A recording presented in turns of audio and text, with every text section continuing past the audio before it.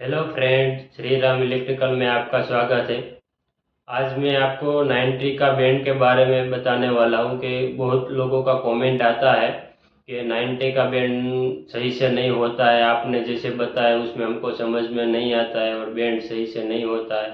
Band बनाना पूरा आसान है। मैं ऐसा नहीं कह रहा हूँ कि मुझे आता है इसीलिए आपको बोल रहा हूँ कि बैंड बनाना आसान है।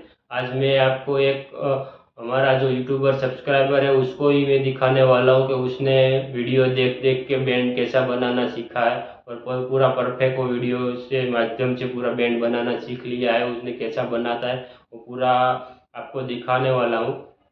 और आप कोई भी चीज़ रहेगा कोशिश करोगे तो कोई भी नामुमकिन चीज़ नहीं है कि आप नहीं कर पाओगे। कोशिश करने वालों की कभी हार नहीं होती है। तो आज मैं आपको पूरा वीडियो में दिखाने वाला हूँ कि उसने कैसा बैंड बनाया है।